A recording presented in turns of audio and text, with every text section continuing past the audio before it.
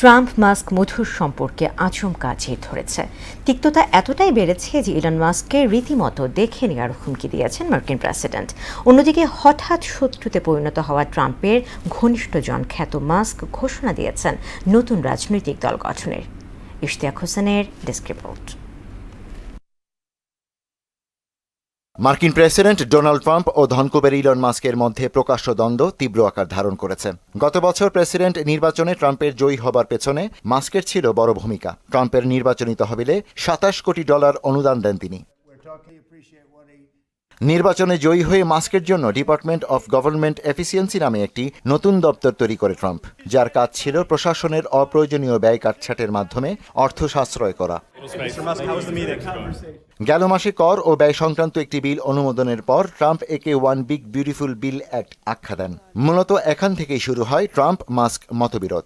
ওয়ালটন আবারও মিলিয়নিয়ার অফারে ওয়ালটন ফ্রিজ কিনে আপনিও হয়ে যেতে পারেন মিলিয়নিয়ার।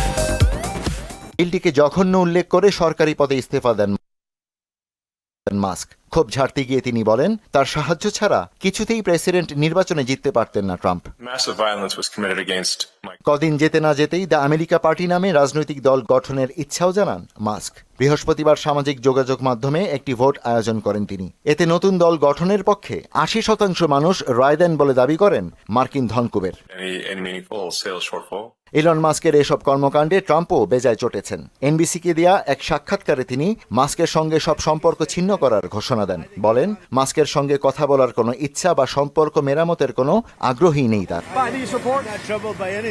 ট্রাম্প হুমকি দিয়ে বলেন, মাস্ক যদি ডেমোক্র্যাট প্রার্থীদের জন্য অর্থায়ন করেন তবে তাকে কঠিন পরিণতির মুখোমুখি হতে হবে। এখানেই শেষ নয়, আর্থিক অবরোধের পাশাপাশি সরকার থেকে যে ভর্তুকি পায় মাস্কের কোম্পানি টেসলা, তাও বন্ধের হুঁশিয়ারি দেন ট্রাম্প।